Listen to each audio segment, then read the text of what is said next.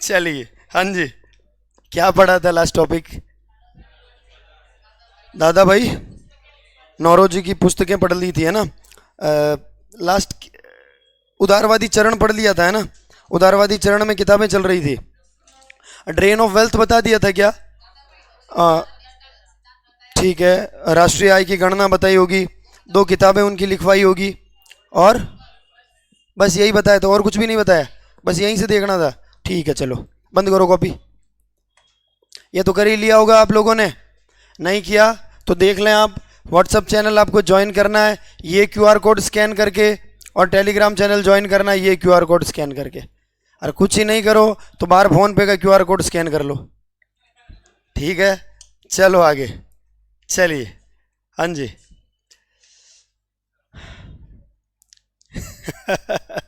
आज आपका पहला क्लास है, क्यों? हाँ हाँ,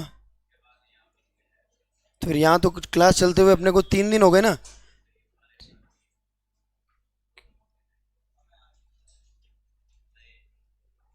अच्छा,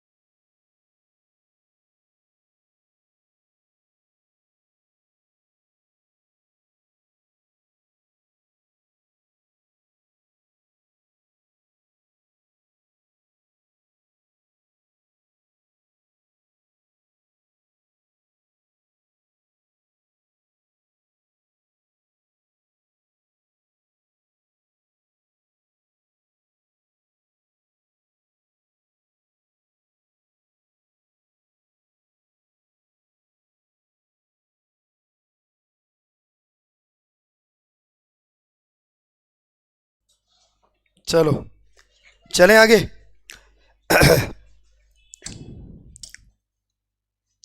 हम पढ़ रहे थे कौन सा चरण?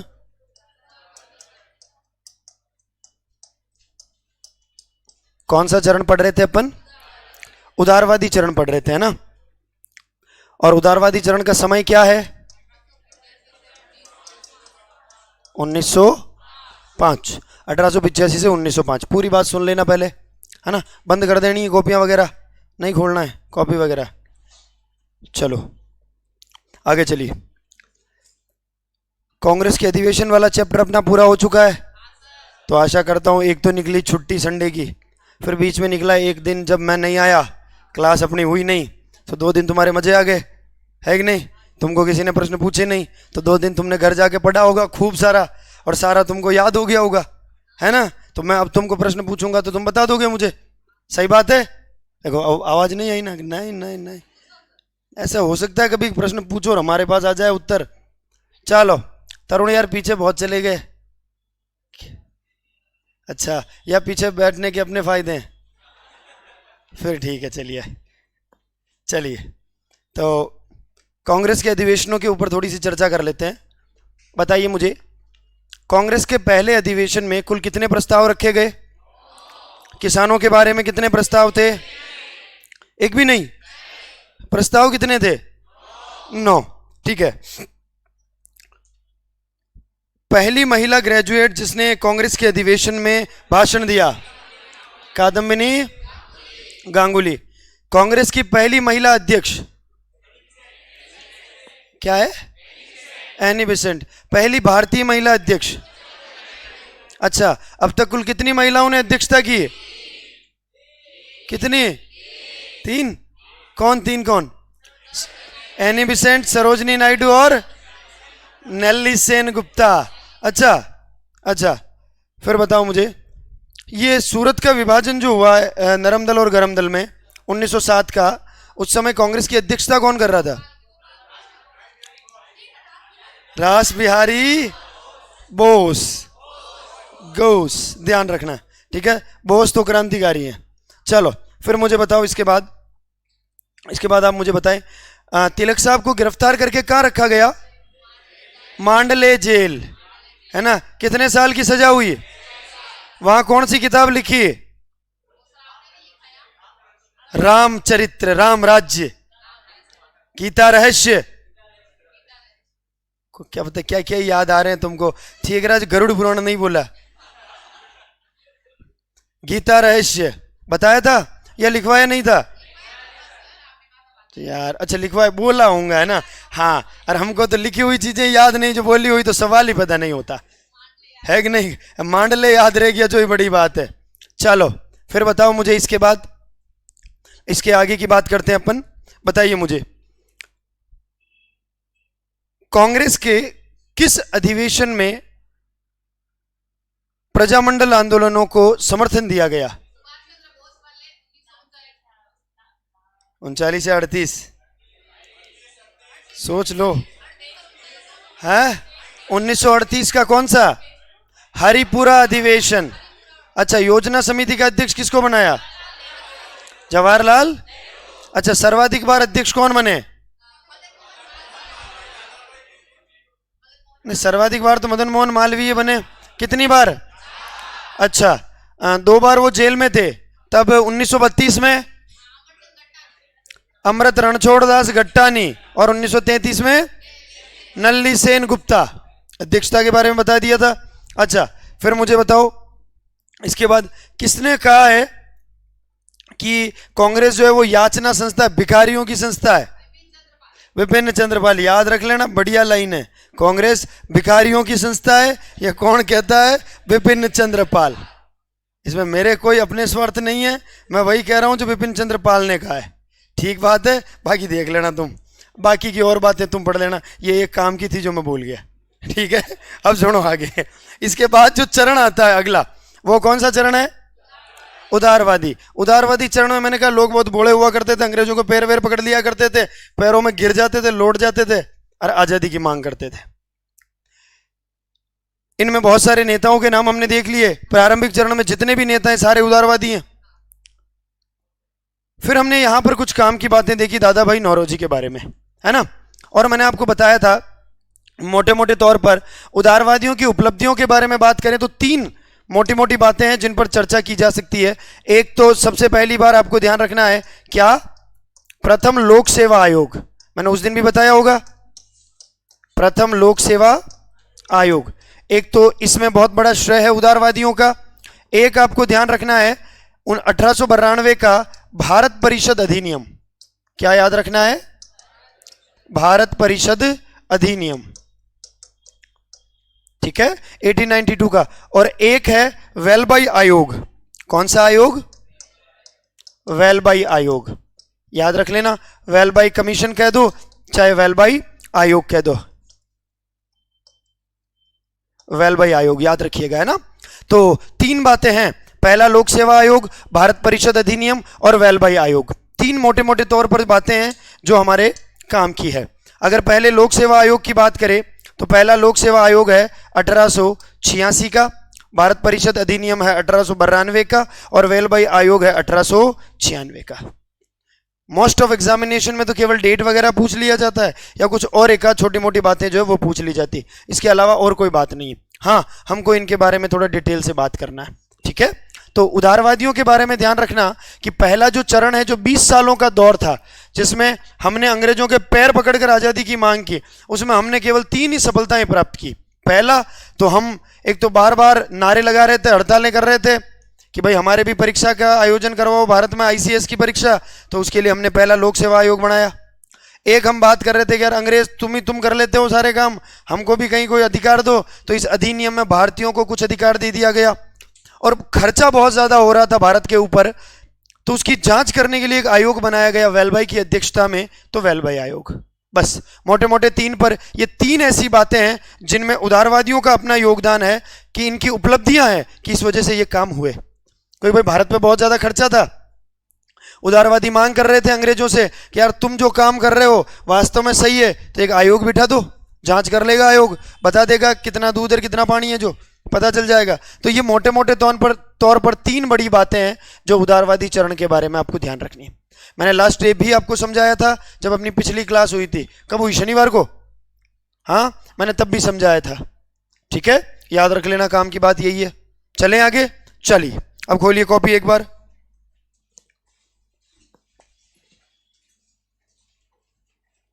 ठीक है, चलिए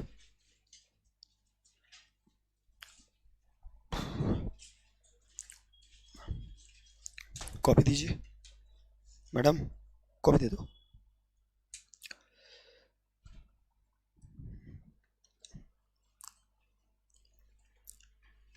अच्छा, British committee of Indian national Congress में बताया था क्या? लंदन, दादा भाई नौरोजी, व्योमेश चंद्र बनर्जी, बता दिया था ये। अच्छा, the great grand old man of India. ठीक है ठीक है ठीक है ठीक है ठीक है। ये poverty and un British rule in India, इसके पीछे चाहो तो इसका वर्ष लिख देना 1901। कभी कभी पूछ भी लेते हैं, ये 1901 में लिखी गई ये किताब है। लास्ट वाली जो किताब है ना, poverty and un British rule in India, उसके पीछे उसका वर्ष लिख लो 1891, माफ करो 1901 1901 1901 1901 है ना, याद रखना, लिख लिया 1901। चलो अब सुनो, तो मोटे मोटे तौर पर ये कितनी बातें हमको ध्यान रखनी है? 3। अब एक बार अपन यहां से बात करते हैं। सबसे पहले प्रथम लोक सेवा आयोग है ना, लेकिन उसके ऊपर चलने से पहले 2 या 3 बातें करेंगे अपन। मैंने जब आपको सबसे पहले राष्ट्रीय आंदोलन पढ़ाना स्टार्ट किया था, तब मैंने आपको एक लाइन लिखाई थी और एक बहुत बढ़िया टॉपिक अपन ने पढ़ा, कांग्रेस की स्थापना से पहले, कांग्रेस की स्थापना से पूर्व गठित राजनीतिक संगठन। याद है या नहीं है? अरे याद है कि भूल गए? आधे तो पेज पलट रहे, पूछ लेगा मास्टर भी है। याद है? टोटल कितने थे?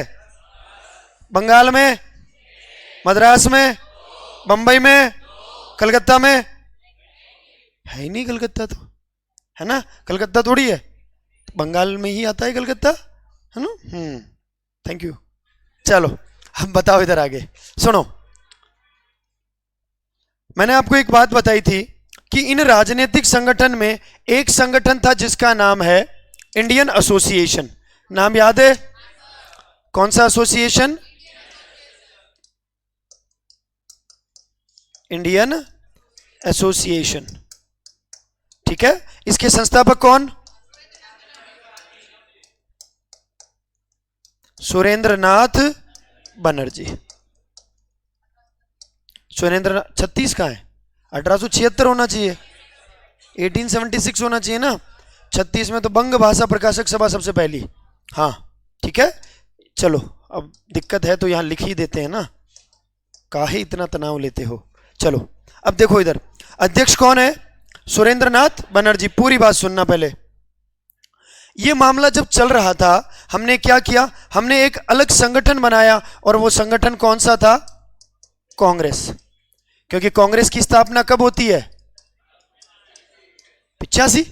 ठीक बात। कांग्रेस में जितने भी छोटे छोटे दल थे सारे शामिल हो गए, सुरेंद्रनाथ बनर्जी शामिल नहीं हुए। और मैंने आपको लिखवाया है, कांग्रेस के पहले अधिवेशन में कौन शामिल नहीं होता है? सुरेंद्रनाथ बनर्जी भाग नहीं लेते हैं। क्यों नहीं लेते हैं? उसके पीछे एक बहुत बड़ा रीजन है।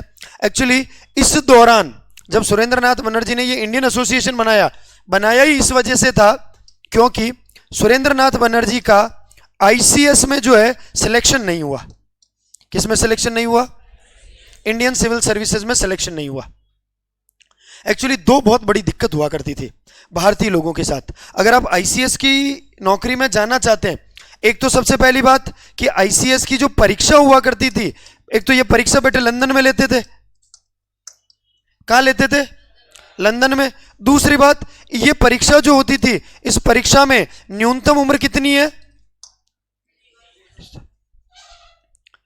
अधिकतम उम्र, माफ करें, न्यूनतम नहीं, अधिकतम उम्र कितनी है? 19 साल। हमारे साथ ये 2 बहुत बड़ी समस्या थी। एक तो 19 साल का बालक, उम्र हाईएस्ट 19 साल ही है। 19 साल की उम्र में लंदन जाना, लंदन जाकर परीक्षा देनी, परीक्षा देकर वहां से पास होना, फिर उसके बाद आईसीएस बनना।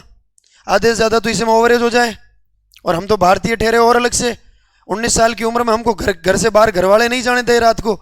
लंदन तो बहुत दूर की बात है कि नहीं? तुम में से आधे से ज्यादा को तो 19 साल के आज भी घर पे पूछ के ही जाना होता है। सोचो आज के कितने साल पहले, मैं तो 100 से भी ज्यादा साल पहले की बात कर रहा हूं। लंदन जाना है 19 साल की उम्र में, क्या करने की परीक्षा देने, है कि नहीं। ये देखो हमारे तो आज बीएसटीसी की परीक्षा भी घर वाले दिलाने ले जाते हैं। हाँ, और बहुत सारे तो लड़कियों के आरएस प्री की पास हो तो घर वाले 2 दिन पहले जाते हैं साथ में। कहाँ है, कैसा है, आस पास कैसी जगह है, हम चलेंगे साथ, गाड़ी और करके ले जाते हैं। तो सोचो उस समय तो लोग कैसे जाते होंगे, नहीं जाते होंगे, है ना। तो ये 2 बहुत बड़े कारण थे। मैं तो कह रहा हूं और बड़ी बात की जाए ना तो 19 साल के उम्र के लड़के को शहर में तो घर वाले मार्केट से दूध या दही लाने के लिए भी नहीं भेजे, और बोलो बाकी तो और दूर की बात है। गांव में तो एकदम 12 पार्टी पास, पैर नहीं पहुंच रहे नीचे तो मोटरसाइकिल चला लेता है। हाँ, इस तरफ झुका के पैर खड़ी करके रोक लेता है गाड़ी, इस तरफ झुका के रोक लेता है, अपना हिसाब से मामला सेट कर लेता है कि नहीं। अरे और मैं तो कहूं गांव में तो 19 साल के ऐसे चिंगे हो गए 2-4। हाँ, 19 साल के जो बाल विवाह और हो जाए उनका तो। अरे शहर में तो 19 साल के तो बालक को घर से बाहर नहीं भेजे, है कि नहीं। अब 19 साल के उम्र में आपको आईसीएस की परीक्षा देनी, और वो परीक्षा देने के लिए कहां जाना, तो बहुत भारी समस्या थी। तो सुरेंद्र नाथ बनर्जी लगातार धरने पे धरना प्रदर्शन कर रहे थे कि यार ये मामला खत्म करो, क्योंकि सुरेंद्र नाथ बनर्जी इस चोट के मारे थे कि वो आईसीएस की परीक्षा पास नहीं कर पाए। और जिसके दिल में दुख होता है ना, वो व्यक्ति दूसरे की पीड़ा बहुत बढ़िया तरीके से समझ लेता है या नहीं। सही बात है या नहीं। हाँ, मैं इसीलिए हमेशा कहता हूं, हमेशा आप लोगों को कहता हूं, आप कभी भी नोटिस करिएगा एक बात, हमेशा बहुत बढ़िया मित्रता चाय की दुकानों पर, शराब के या महखानों पर, वहीं पर क्यों होती है, क्योंकि वहां पर लोगों के दुख एक जैसे होते हैं, दर्द एक जैसे होते हैं, तो मित्रता भी जल्दी होती है या नहीं। हाँ, बाकी आप देखो मित्रता कहीं नहीं होती है।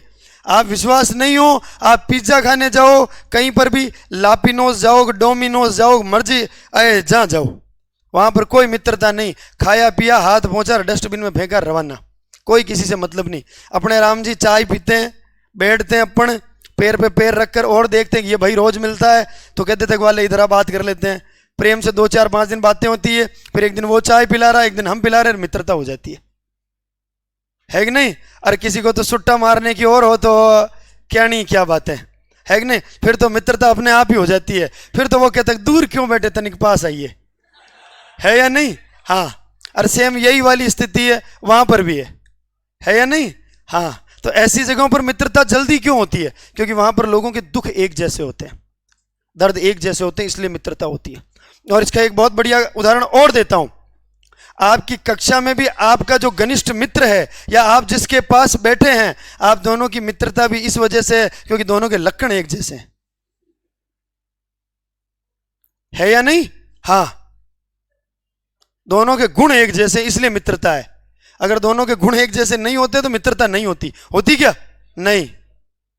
हमेशा ध्यान रखना, काले को कालिया ढूंढ लेता है, मतलब समान प्रभाव के व्यक्ति को समान प्रभाव का व्यक्ति ढूंढ लेता है। सही बात है कि नहीं। तो ध्यान रखना। इस दुख के मारे कौन थे, सुरेंद्र नाथ बनर्जी। सुरेंद्र नाथ बनर्जी को लगा यार ये मामला बहुत गड़बड़ है, तो सुरेंद्र नाथ बनर्जी आंदोलन पे आंदोलन कर रहे हैं। कांग्रेस वालों को भी लगा कि यार ये तो बहुत गलत बात है, तो इन्होंने अंग्रेजों से मांग की कि आप हमारे लिए एक काम करिए, हमारे लिए आप क्या करिए, एक आयोग बनाइए।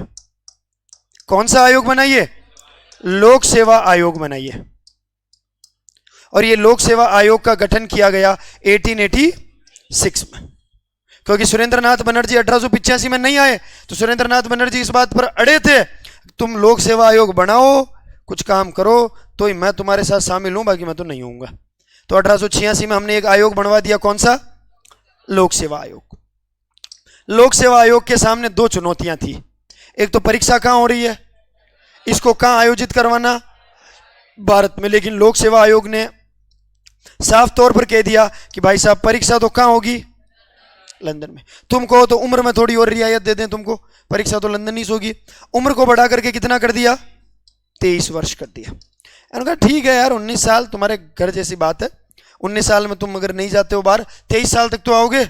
तो आईसीएस की परीक्षा पास करने की अधिकतम उम्र कितनी कर दी, 23 साल। पहले कितनी थी, परीक्षा पहले भी लंदन में और अभी भी लंदन में ही। एक इन्होंने नई सर्विस स्टार्ट कर दी, एक नई सेवा स्टार्ट कर दी प्रांतों के लिए। इंपीरियल, यहां लिख देता हूं, imperial provincial subordinate services, subordinate services,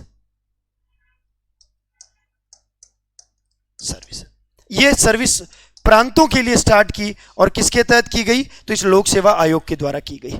ये 3 काम किए किसके प्रयासों से? उदारवादियों के प्रयासों से। और इनके द्वारा इन्होंने और कोई नियाल का काम नहीं किया, उदारवादियों ने यही इस काम किया है। तो ध्यान रख लीजिएगा, सबसे पहली बात, लोक सेवा आयोग का गठन किया गया और इसके तहत परीक्षा जो है वो कहां पर आयोजित की जाएगी? लंदन। परीक्षा की जो अधिकतम उम्र थी उसको 19 से बढ़ाकर कितना कर दिया? 23 कर दिया। और एक नई सेवा लागू की गई जो प्रांतों में, जैसे आप इसको एग्जाम्पल के तौर पर ऐसे समझ लीजिए, जैसे एक परीक्षा कैसी है और एक परीक्षा कैसी है? डिफरेंस है दोनों में, है या नहीं है? ये एक्चुअली सेंट्रल का है, ये स्टेट का है, दोनों हैं सिविल सर्वेंट, लेकिन ये अलग है और ये अलग है। ये प्रोविंशियल है क्योंकि ये प्रांतों में ही है, प्रांतों में भी पर्टिकुलर राजस्थान के बारे में ही है, जैसे राजस्थान की है, ये पूरे भारत में कहीं पर भी हो सकता है। तो दोनों में डिफरेंस है, याद रखिएगा। ठीक ऐसे ही इन्होंने एक नई सर्विस स्टार्ट की और वो कौन सी थी? तो imperial provincial subordinate services start की। और ये तीनों काम किसके द्वारा किए गए? लोक सेवा आयोग के द्वारा किए गए। इस लोक सेवा आयोग का जब गठन किया गया तब इसका एक अध्यक्ष बनाया गया जिसका नाम था क्या? एचिसन। क्या था? एचिसन। इसलिए बहुत सारी जगह इसके अध्यक्ष के बारे में पूछ लिया जाता है कि लोक सेवा आयोग जो बनाया गया उसमें पहले व्यक्ति कौन थे या अध्यक्ष कौन थे? तो याद रख लीजिएगा कौन थे? एचिसन।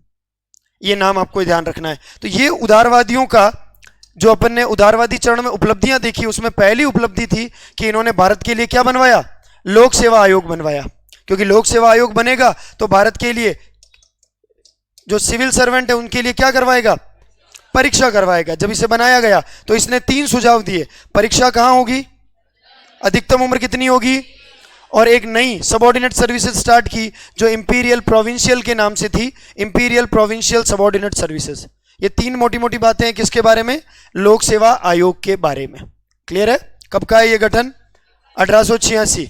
इसके किसकी अध्यक्षता में बनाया गया? कितने सुझाव हैं? 3। परीक्षा कहां होगी? अधिकतम उम्र कितनी है? पहले कितनी थी? 19। और एक नई सेवा लागू की, क्या नाम है? Imperial provincial subordinate services. ये 3 मोटी मोटी बातें हैं किसके बारे में? इस लोक सेवा आयोग के बारे में। क्लियर है? ये बात आपको ध्यान रखनी है और यही बात अपने को इसके बारे में पढ़नी है। क्लियर है ना? लिखिए सबसे पहले हेडिंग क्या डाला, पहले तो मुझे ये बताइए आप। ना अभी क्या लिखा? कुछ नहीं, लिखो उदारवादियों की उपलब्धियां। उदारवादियों की उपलब्धियां।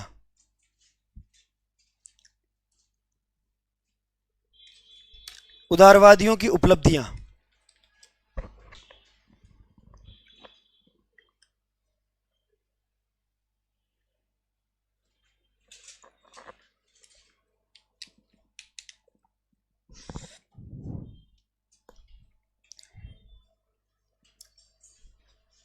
उदारवादियों की उपलब्धियां। ठीक है, लिखिए सबसे पहले प्रथम लोक सेवा आयोग। प्रथम लोक सेवा आयोग, फर्स्ट पब्लिक सर्विस कमीशन। प्रथम लोक सेवा आयोग, फर्स्ट पब्लिक सर्विस कमीशन, प्रथम लोक सेवा आयोग। ठीक है, नीचे लिखिए गठन। नीचे लिखिए गठन कब किया गया? 1886 में। 1886 में। फिर लिखिए नीचे 1886 के बाद अध्यक्ष लिखिए एचिसन। याद रखना, ए किसन मत लिख देना, एचिसन है। हाँ, पता चले तुम लिख दो ए किसन। एचिसन, एचिसन है ना। फिर नीचे लिखिए प्रमुख सुझाव। इसने क्या क्या सुझाव दिए वो ध्यान रखने हमको। प्रमुख सुझाव, प्रमुख सुझाव। ठीक है, सबसे पहले लिखिए परीक्षा का आयोजन लंदन में किया जाएगा। परीक्षा का आयोजन लंदन में किया जाएगा। परीक्षा का आयोजन लंदन में किया जाएगा। कहां किया जाएगा? लंदन में। फिर लिखिए,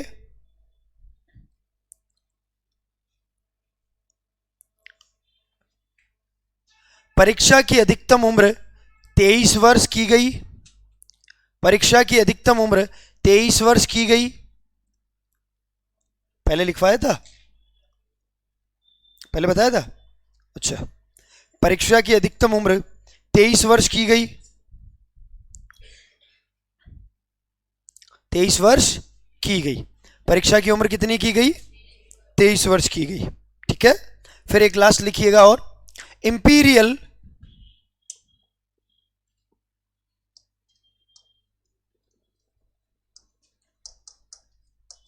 imperial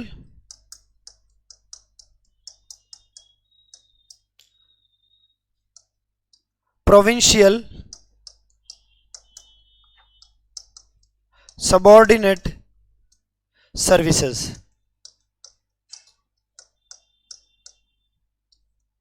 imperial provincial subordinate services को प्रारंभ किया गया।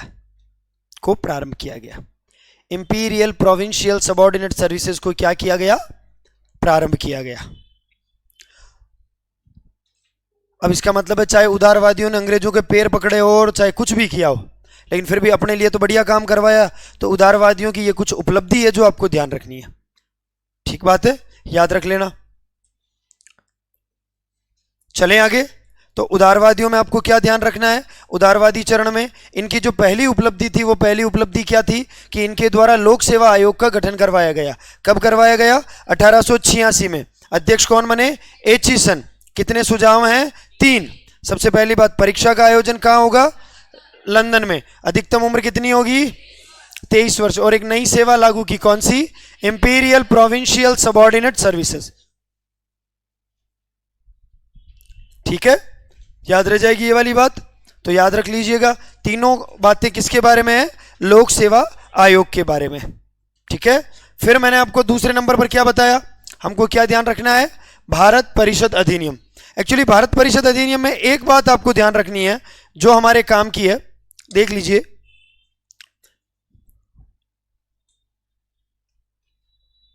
चलिए, अच्छा सुनिए, हम अंग्रेजों के गुलाम, है ना? मैं जिससे पूछूंगा वही बताएगा। बहुत ही प्रैक्टिकल है, बहुत ही बेसिक है। हम अंग्रेजों के गुलाम कब से बने? कौन बताएगा मुझे? सोम, हम अंग्रेजों के गुलाम कब से बने? क्या कह रहे हैं? अंग्रेजों के गुलाम 1600 से थे। फिर तो 350 साल गुलाम रहे होंगे। है? जोर से बोलो,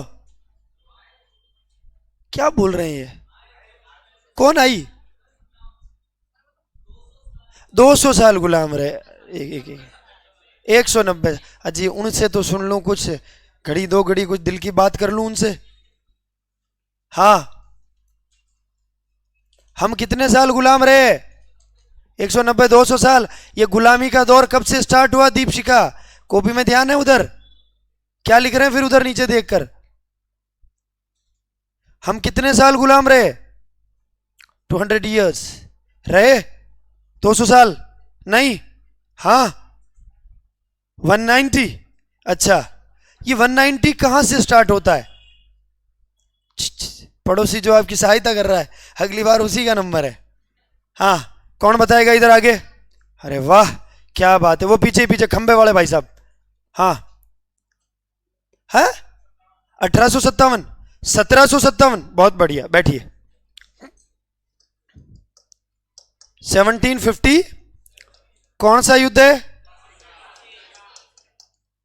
प्लासी का युद्ध। पूरी बात समझना। यहां से हम अंग्रेजों के क्या बनना स्टार्ट हो गए थे? गुलाम। 1757 से अंग्रेजों ने हमको कूटना स्टार्ट कर दिया। 1700, बढ़िया। 1757 हम अंग्रेजों के गुलाम रहे। अंग्रेजों ने 1757 के बाद से हमारे लिए कानून बनाना स्टार्ट कर दिया। हमारे लिए क्या बनाना स्टार्ट कर दिया? समझना बहुत इंपॉर्टेंट बात है। हमारे लिए कानून जो है वो कानून कौन बनाते थे? अंग्रेज बनाते थे। इसका मतलब ये कानून जो बनते थे, ये कानून किसके लिए बनते थे? भारत के लिए। यानी अगर मैं आपसे ये पूछूं कि मान लीजिए ये कानून जो बन रहे हैं, कानून किसके लिए बन रहे हैं? भारत के लिए बन रहे हैं। लेकिन ये कानून बनते कहां थे? तो ये ब्रिटेन में बनते थे। समझना पूरी बात। भारत में कानून बनाना है, मतलब भारत के लोगों के लिए कानून लागू करना है ना? समझना, भारतीय लोगों के लिए कानून लागू करना है। लेकिन भारत के लोगों को तो ये ढीठ समझते थे, मंदबुद्धि समझते थे। भारत में कोई इतना ज्यादा संगठन बड़े बड़े थे नहीं कि जो भारत में काम कर सके। तो ये क्या करते थे? भारत के लिए कानून ब्रिटेन से बनाकर लाते थे और ब्रिटेन से बनाकर भारत में लागू कर देते थे। ठीक है। और इसका सबसे बढ़िया जो उदाहरण देखने को मिलता है, आप लोगों ने पढ़ा होगा, अंग्रेजों के द्वारा हमारे लिए बनाया गया पहला जो कानून था वो कहलाता है 1773 का रेगुलेटिंग एक्ट। 1773 का कौन सा एक्ट? नाम सुना रेगुलेटिंग एक्ट का? 1773 अंग्रेजों द्वारा भारतीयों के लिए बनाया गया पहला कानून था। जो कानून बनता कहां था? ब्रिटेन में। लागू कहां होता है? भारत में।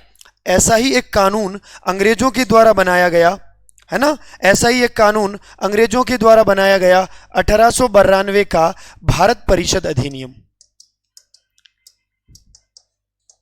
भारत परिषद अधिनियम। हमको तो ये पढ़ना है ना, हमारे तो काम का ये तो मैंने आपको लिंक करने के लिए समझाया। ठीक ऐसा ही एक अधिनियम है जो 1892 में बनाया गया। कहां से बनकर आएगा? ब्रिटेन से बनकर आएगा। ब्रिटेन से जब ये बनकर आया, भारत में लागू हुआ, तो इससे पहले के यहां से लेकर यहां तक जो 100 सालों का दौर है, इन 100 सालों में कोई भी काम होता तो अंग्रेज बिल बनाते, भारत पर लागू कर देते। भारतीयों को बोलने का, बीच में रोका टोकी का कोई अधिकार नहीं था। इस अधिनियम में पहली बार ऐसा हुआ कि भारतीय लोगों को क्या अधिकार दिया गया? प्रश्न पूछने का क्या मिला? अधिकार मिला। हम तो इसी में राजी हो गए। हमने कहा कम से कम प्रश्न पूछने का तो अधिकार दिया है, इसी बहाने बात तो आगे बढ़ेगी, है या नहीं? बाकी तो बात ही नहीं कर रहे हैं। तो जब एक तरफ से तो सारा मामला होता नहीं है, दोनों तरफ से जब मेल जोल बढ़ता है तभी मामला ठीक है कि नहीं? तो वैसे ही आपको ध्यान रखना है, 1892 का जो भारत परिषद अधिनियम बनाया गया, इसके तहत पहली बार भारतीय लोगों को क्या अधिकार दिया गया? प्रश्न पूछने का अधिकार दिया गया। और यह भी आमतौर पर किसके ऊपर, किस पर प्रश्न पूछने का अधिकार दिया गया? बजट पर। किस पर? बजट पर प्रश्न पूछने का अधिकार दिया गया। और यह आपको ध्यान रखना है, 1892 का भारत परिषद अधिनियम, मैंने आपको यही बताया था सबसे पहले जो हमको ध्यान रखना था, भारत परिषद अधिनियम। तो याद रखना, पहली बार बजट पर क्या पूछने का अधिकार दिया गया? प्रश्न पूछने का क्या दिया गया? अधिकार दिया गया। इससे पहले भारतीयों के पास कोई अधिकार प्राप्त नहीं था। हम भी राजी हो गए, चलो कोई बात नहीं, तुमने पूछने के लिए मौका दिया, जो ही बहुत बड़ी बात है। तो उदारवादियों का एक ये भी तो योगदान है। तो ये दूसरा सबसे बड़ा योगदान है, पहला लोक सेवा आयोग और दूसरा भारत परिषद अधिनियम। क्लियर है? और इसके तहत किस पर प्रश्न पूछने का अधिकार मिला? बजट पर प्रश्न पूछने का अधिकार। क्लियर है ये वाली बात? डालो हेडिंग अगली, भारत परिषद अधिनियम। भारत परिषद अधिनियम, भारत परिषद अधिनियम 1892।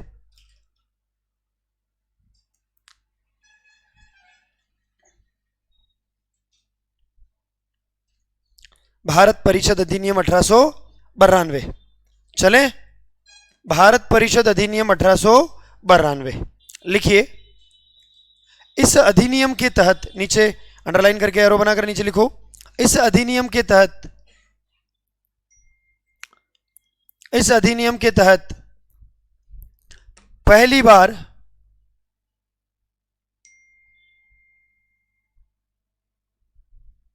इस अधिनियम के तहत पहली बार भारतीयों को,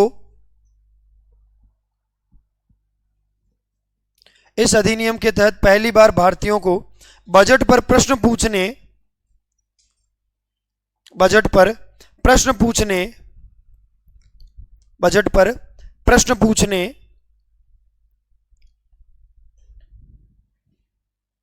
बजट पर प्रश्न पूछने का अधिकार दिया गया।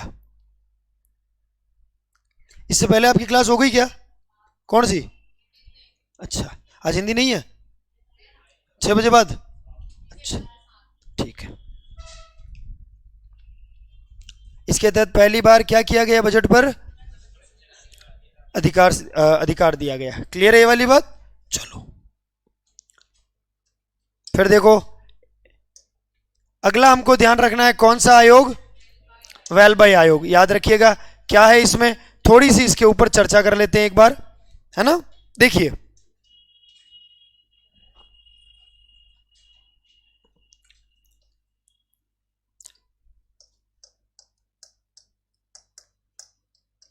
हम अंग्रेजों के क्या थे? गुलाम। और अंग्रेज कह रहे थे कि हमारे ऊपर बहुत सारा क्या है? कर्जा। अंग्रेजों का मानना था कि भारत में रहते हैं तो बहुत ज्यादा क्या होता है? खर्चा बहुत ज्यादा होता है, पैसा बहुत ज्यादा खर्च होता है। इसीलिए हम लोगों के ऊपर क्या इंपोज करते हैं? टैक्स। यानी हम लोगों से क्या लेते हैं? लगान लेते हैं। भाई अंग्रेज तो यही कहेंगे कि भाई कर्जा है, उस कर्जे को चुकाने के लिए, और हम यहाँ रहते हैं, खर्चा भी होता है, इसलिए लगान तो लेना पड़ेगा, तो बैलेंस मेंटेन रहेगा। हमने कहा यार ऐसा कितना दिवाला है हमारा, कितना दिवाला है हमारा, जो पता तो चले हमको कितना खर्चा हो रहा है, हमको भी तो पता चले। तो क्यों ना इस खर्चे की क्या की जाए? जांच की जाए। इस खर्चे की क्या की जाए? और जांच करने के लिए एक क्या बनाया जाए? आयोग बनाया जाए। यानी भारत में हो रहे खर्चे की जांच करने के लिए एक आयोग का प्रस्ताव रखा गया, यानी एक शाही आयोग बनाया जाएगा, एक रॉयल कमीशन बनाया जाएगा। कौन सा कमीशन बनाया जाएगा? रॉयल कमीशन बनाया जाएगा, एक शाही आयोग बनाया जाएगा, ऐसी बात इन्होंने तय कर दी। ये जो रॉयल कमीशन बनाया गया, ये रॉयल कमीशन बनाया गया किसकी अध्यक्षता में? वेलबाई की अध्यक्षता में। किसकी अध्यक्षता में? वेलबाई की अध्यक्षता में यह आयोग बनाया गया, इसीलिए इसको कहते हैं वेलबाई आयोग। कौन सा आयोग? वेलबाई आयोग। और यह वेलबाई आयोग बनाया गया 1896 में। तो याद रखना, भारत में हो रहे अत्यधिक खर्चे की जांच करने के लिए उदारवादियों के प्रयासों से एक आयोग बनाया गया, और उस आयोग का नाम क्या था? वेलबाई आयोग। और यह वेलबाई आयोग कब बनाया गया? 1896 में। अध्यक्ष कौन है इसका? तो वेलबाई इसका अध्यक्ष है, उसी के नाम से इसको वेलबाई आयोग कहते हैं। बाकी रॉयल कमीशन है, इसे शाही आयोग के नाम से भी जाना जाता है। और इसका उद्देश्य क्या था? तो भारत में हो रहे खर्चे की क्या करना? जांच करना। और यह कमीशन बनाने में भी किसका बहुत बड़ा श्रेय है? उदारवादियों का। किसका श्रेय है? उदारवादियों। चाहे अंग्रेजों के पैर पकड़े हो, लेकिन भारतीय खर्चे की जांच करवाने के लिए आयोग बनवा दिया। तो याद रख लीजिएगा कौन सा आयोग है? तो वेलबाई आयोग। और किसके प्रयासों से बनाया? तो उदारवादियों के प्रयासों से बना। क्लियर है? एक आखिरी बात थी अपनी, लिख लो वेलबाई आयोग। वेलबाई आयोग, वेलबाई आयोग लिखा 1896। अध्यक्ष तो लिखने की जरूरत नहीं, वेलबाई खुद अध्यक्ष है। अध्यक्ष तो खुद वेलबाई है। हाँ, आप कोई और बाई लिखना चाहो तो मुझे दिक्कत नहीं है, बाकी अध्यक्ष तो वेलबाई है।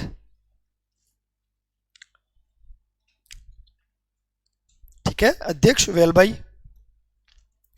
फिर लिखो, भारत में हो रहे खर्चे, भारत में हो रहे खर्चे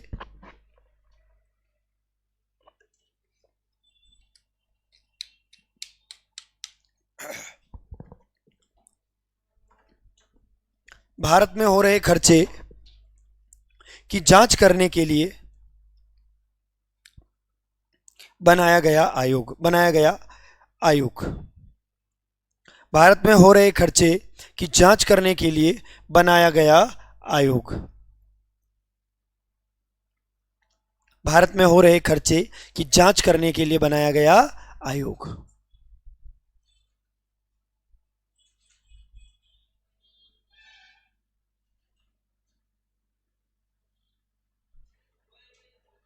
हाँ, क्या थे? पहले कहाँ आया वो? पहले ही पहले उसमें भारतीय कानूनों के संबंध में रॉयल कमीशन बनाया जाए। हाँ हाँ, तो आप किसकी बात कर रहे हो? 1885 में, 1885 में जो पहला अधिवेशन हुआ उसमें 9 प्रस्ताव थे, वहां पर लिखाया था, वही पूछ रहे हो? एक्चुअली रॉयल कमीशन तो एक नाम है, तरीका है कहने का। रॉयल का मतलब शाही आयोग, राजा बनाएगा जो आयोग, रॉयल कमीशन। रॉयल कमीशन ऐसे थोड़ी है। अरे भाई, अपन कभी ढाबे पर गए हैं किसी बढ़िया ढाबे पर खूब सारे छोरे काम करते हैं, अपन हर किसी को कह देते छोटू। हर आदमी का नाम छोटू थोड़ी होता है, नहीं होता ना, कह देते हैं छोटू।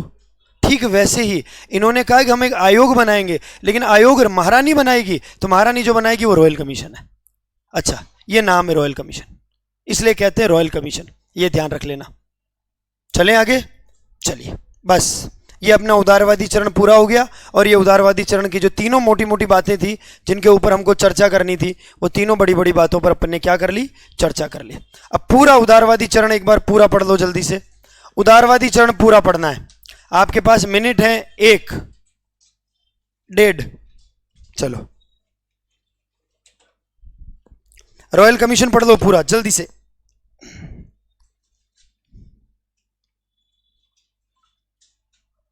हाँ जी, चलो।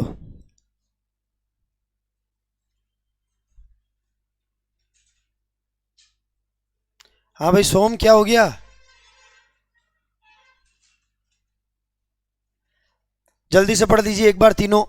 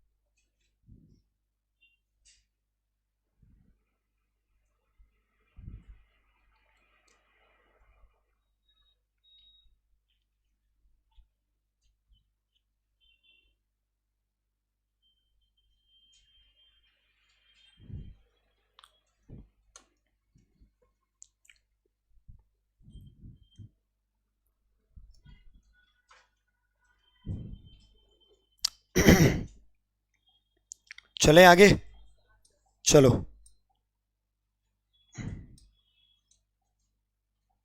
चलिए, बंद करिए एक बार कॉपी।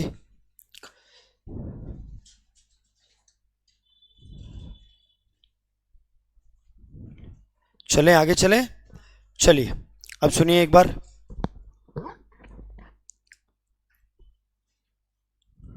चलिए, उदारवादियों में शुरू में समझने जैसा कुछ भी नहीं है।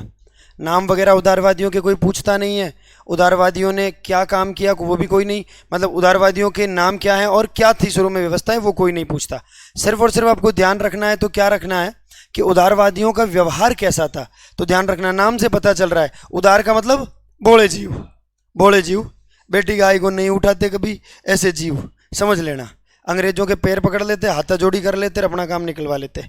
ठीक है, इसका मतलब ये नहीं कि तुम कांग्रेस लोगों को चापलूस कह दो। तुम्हारे मन में अगर ऐसे ख्याल आ रहे हैं तो ऐसे नहीं आने चाहिए।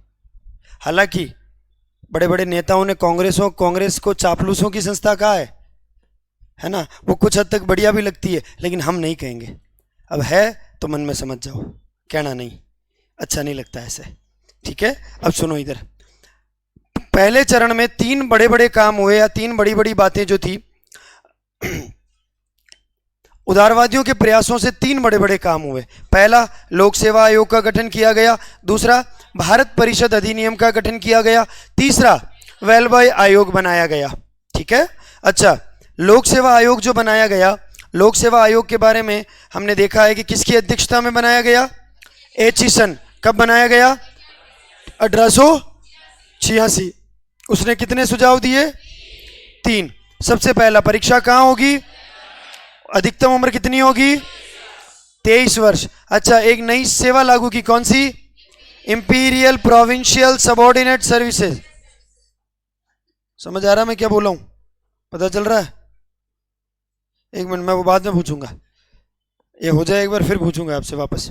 चलो ठीक बात है, ये बातें ध्यान रखना। फिर हमने बात की 1892 का council of India act, Bharat परिषद अधिनियम 1892, और उसमें आपको ध्यान रखना है भारतीय लोगों को पहली बार किस पर प्रश्न पूछने का अधिकार दिया? बजट पर प्रश्न पूछने का अधिकार दिया गया। ये भी एक बहुत बढ़िया प्रयास था उदारवादियों का, है ना। फिर देखिए, फिर इसके बाद हम बात करेंगे अगला, वेलबाई आयोग। भारत में हो रहे अत्यधिक खर्चे की जांच करने के लिए एक आयोग बनाया गया वेलबाई की अध्यक्षता में, रॉयल कमीशन। क्या नाम है उसका? वेलबाई आयोग। वेलबाई आयोग कब बनाया गया? 1896। ठीक है, वैसे इसका नाम तो व्यवस्थित तौर पर बात किया जाए, है ना, जो नाम इन्होंने दिया है royal commission on administration of expenditure of India, ये उसका नाम है। प्रॉपर तरीके से बात किया जाए, क्योंकि ये खर्चे की बात करता था जो भारत के ऊपर भारित थे, है ना, व्यवस्थित तौर पर। लेकिन आपको इतना बड़ा नाम याद नहीं रखना, आपको तो रॉयल कमीशन याद रख लेना है, वेलबाई आयोग याद रख लेना। ये नाम फाम कोई नहीं पूछता इतने ज़्यादा, या फिर वर्ष याद रख लेना। तो लोक सेवा आयोग बनाया है 1886, भारत परिषद अधिनियम बना है 1892, और वेलबाई आयोग बना 1896। तीनों बातें क्लियर है? क्लियर होनी चाहिए तीनों, ठीक है ना। अब दिमाग भारी होगा, इतनी देर तो कुछ ही नहीं है, अब तक तो कुछ ही नहीं पढ़ा अपन ने, अभी तक तो कुछ भी नहीं है, ना के बराबर है। अब तक तो अब अपन सिर्फ बातें कर रहे थे, तारीखें तो अब आएगी, तारीख पे तारीख, फिर याद करनी पड़ेगी तुमको, तारीख पे तारीख, है ना।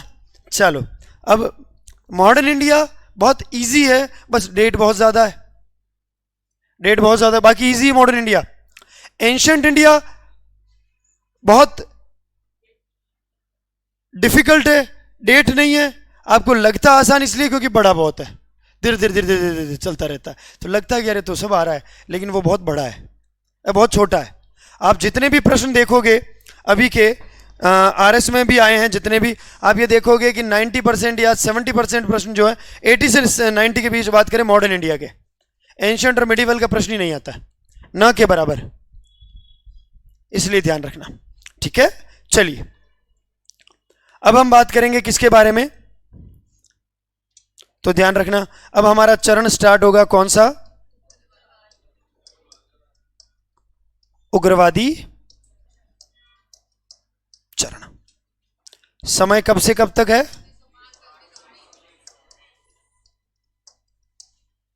1905 से 1919। अब इस बात को पूरी को सुनना और समझना पहले तो, फिर अपन आगे की बात करेंगे, है ना। सुनो, इस समय कांग्रेस की स्थापना को कितने साल हो गए? 20 साल हो गए। यानी हमारी जो कांग्रेस है, हमारी तो नहीं है खैर, कांग्रेस जो है, कांग्रेस कब बनी? 1885। मैंने सबसे पहले आपको लिखवाया है एक लाइन कि कांग्रेस सबसे पहले सीख रही थी, तब उनके सामने उनका उद्देश्य अस्पष्ट, धुंधला व संदिग्ध हुआ करता था, उनको पता ही नहीं था कि करना क्या है। यहां पर आप कह सकते हो कि कांग्रेस के जो बच्चे थे वो बड़े हो गए, मतलब कांग्रेस जो पहले बच्चे के रूप में थी, अब वो कांग्रेस थोड़ी बड़ी हो गई।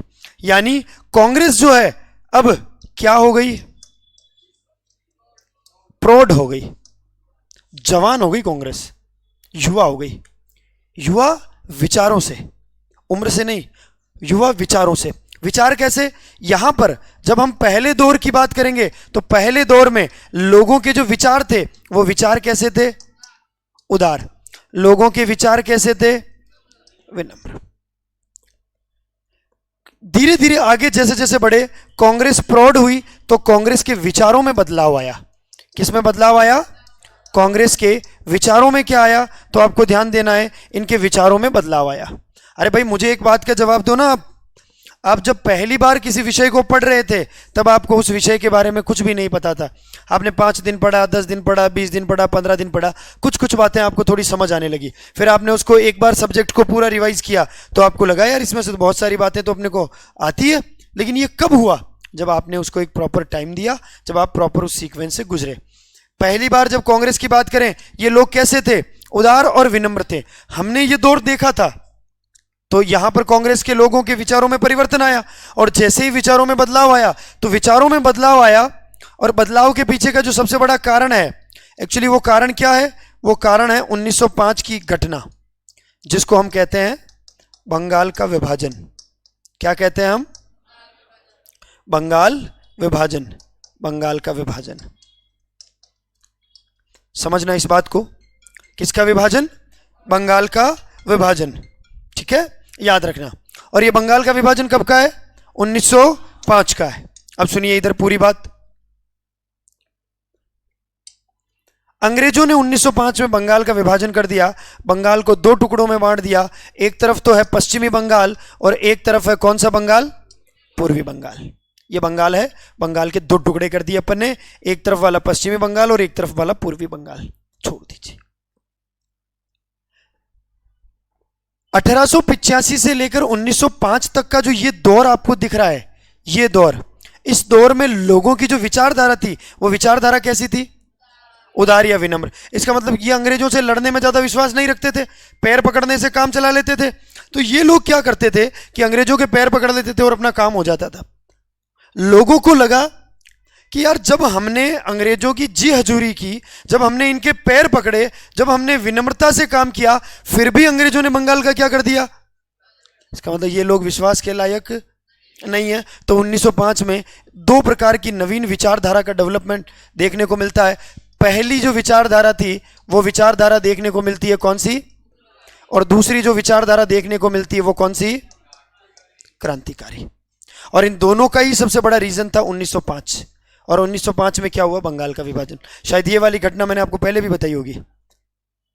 तो सबसे बड़ा मेजर जो इवेंट है वो क्या है? 1905 का बंगाल विभाजन, पार्टीशन ऑफ बंगाल की बात करेंगे 1905 की। तो इसने बहुत बड़ा रोल प्ले किया लोगों के विचारों को बदलने का, लोगों के विचारों में क्या करने का? बदलाव लाने का, है या नहीं?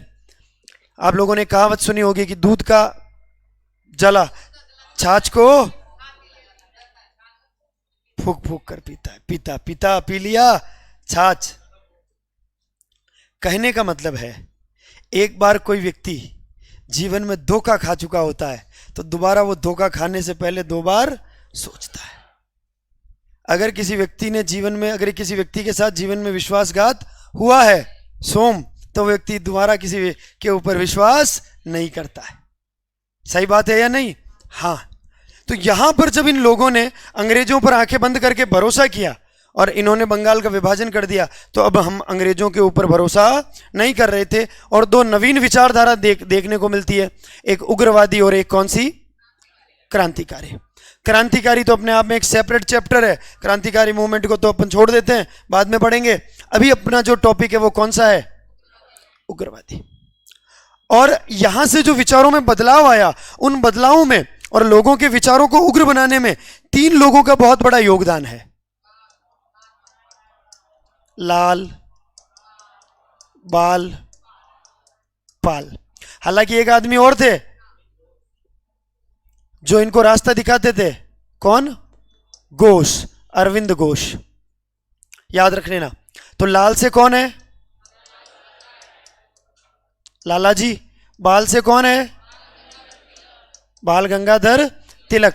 पाल से कौन है? बिपिन चंद्र पाल। और घोष से कौन है? अरविंद घोष। ये चार लोग उग्रवादी हैं, यानी उग्रवाद को फैलाने का श्रेय इन्हीं को जाता है, और ये बात आपको याद रखनी है। क्लियर है? तो सबसे पहली बात तो अगर अपन ये करेंगे कि कैसे लोग जो है उदारवादियों से उग्रवादियों की तरफ आए, तो विचारों में परिवर्तन आया। और विचारों में परिवर्तन का जो सबसे बड़ा कारण था, हालांकि एकदम से तो विचार परिवर्तन नहीं होते, एक लंबा चौड़ा प्रोसेस रहा होगा। बहुत सारे लोग तो उदारवादियों की विचारधारा से भी प्रभावित नहीं होंगे, तो भी अगेंस्ट में आ सकते हैं, और बहुत सारे लोग इस घटना से आए। ये बात आपको ध्यान रखनी है। उग्रवादी चरण में कितने लोग हैं उग्रवादियों में? 4। 3 तो इंपॉर्टेंट है, लाल बाल पाल आप लोग जानते हैं, साथ में एक और ले लेना, किसको? अरविंद घोष को। तो कितने लोग हो गए? 4। सबसे पहले लाला लाजपत राय, बिपिन चंद्र पाल, बाल गंगाधर तिलक और अरविंद घोष। चलें आगे। चलिए, यहां तक की जो बातें बताई मैंने वो क्लियर है, इनमें कोई दिक्कत वाली बात नहीं है। सबसे पहले हेडिंग डालिए उग्रवादी चरण। हाँ, अब आप लोग भी लिखना स्टार्ट करिए उग्रवादी चरण। किसी के मन में ये तो नहीं आ रहा कि इनको उग्रवादी मत कहो?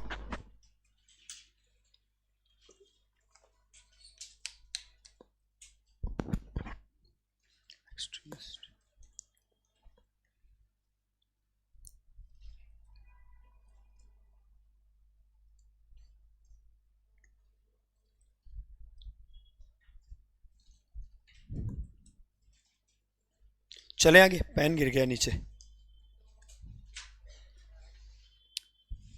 चले चलिए, सबसे पहले 3 लोगों के नाम लिखिए उग्रवादी चरण में। लाल बाल पाल व घोष। लाल बाल पाल व घोष, लाला लाजपत राय, बाल गंगाधर तिलक, बिपिन चंद्र पाल। लाल बाल पाल।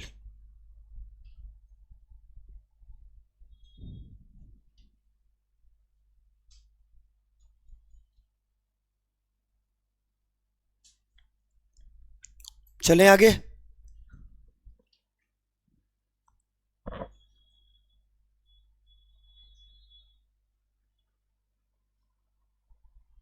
चलें,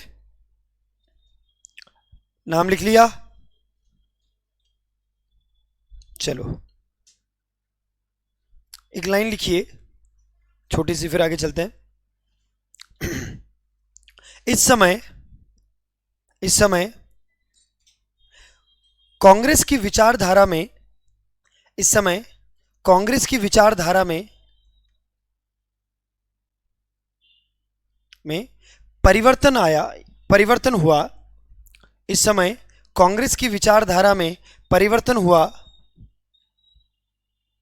इस समय कांग्रेस की विचारधारा में परिवर्तन हुआ तथा अब कांग्रेस का उद्देश्य, इस समय कांग्रेस की विचारधारा में परिवर्तन हुआ तथा अब कांग्रेस का उद्देश्य, हाँ जी लिखने पे ध्यान दो, कांच वाच लगा दें किधर आगे? क्या लिखा? अब कांग्रेस का उद्देश्य पूर्ण स्वराज की मांग करना था। अब कांग्रेस का उद्देश्य पूर्ण स्वराज की मांग करना था।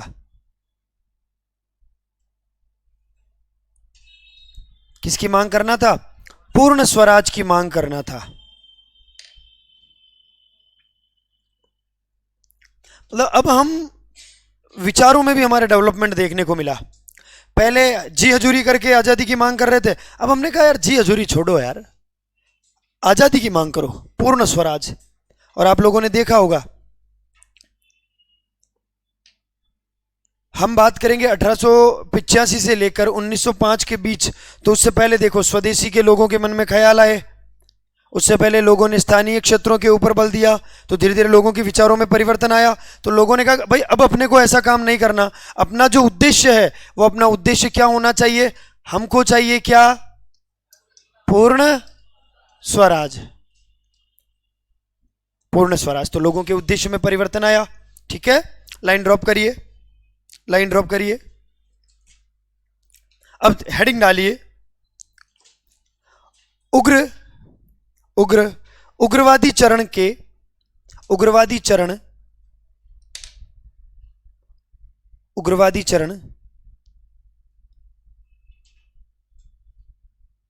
उग्रवादी चरण के उदय के कारण या उग्रवाद के उदय के कारण, उदय किस प्रकार से ये प्रारंभ हुआ, इनके विचारों में कैसे परिवर्तन देखने को मिला, उसके पीछे की स्थिति,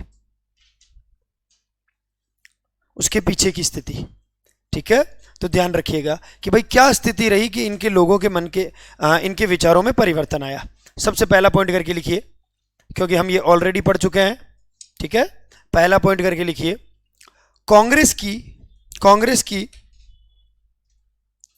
कांग्रेस की ब्रैकेट में लिखना उदारवादी।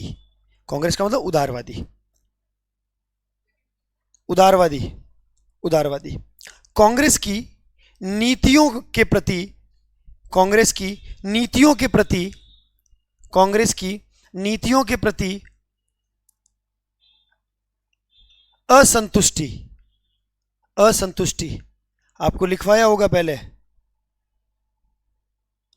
कांग्रेस की नीतियों के प्रति असंतुष्टि।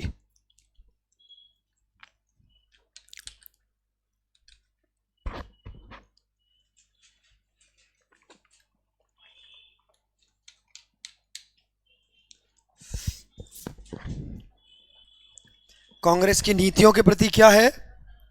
असंतुष्टि। अब हर व्यक्ति तो पैर पकड़ने वाले लोगों से खुश नहीं होगा, है या नहीं? तो कुछ तो लोगों के विचार बदलेंगे। यार कब तक पैर पकड़ेंगे? जो चीज अपनी है वो तो अपने पास आनी चाहिए, वो तो हमारी होनी चाहिए, है या नहीं? चलिए दूसरा लिखिए, बढ़ते हुए बढ़ते हुए बढ़ते हुए पश्चिमीकरण, बढ़ते हुए पश्चिमीकरण, बढ़ते हुए पश्चिमीकरण, बढ़ते हुए पश्चिमीकरण के विरुद्ध प्रतिक्रिया, बढ़ते हुए पश्चिमीकरण के विरुद्ध प्रतिक्रिया, बढ़ते हुए पश्चिमीकरण के विरुद्ध प्रतिक्रिया। चले आगे, चलिए अब सुनिए एक छोटी सी बात। हम किसके गुलाम थे? अंग्रेजों। अंग्रेजों ने धर्म सुधार करने के लिए खूब सारे लोग भारत भेजे, पश्चिमीकरण बढ़ रहा था, पाश्चात्य संस्कृति का भारत में बढ़िया विकास हो रहा था। इसी बीच आप लोगों ने देखा होगा, जैसे अगर मैं बात करूं स्वामी विवेकानंद की, किसकी? स्वामी विवेकानंद। स्वामी विवेकानंद शिकागो जाते हैं। कहां जाते हैं? शिकागो। शिकागो कहां पर है? America, USA, United states of America, America जाते हैं और वहां पर एक बढ़िया सा स्पीच देते हैं। कब की घटना है ये?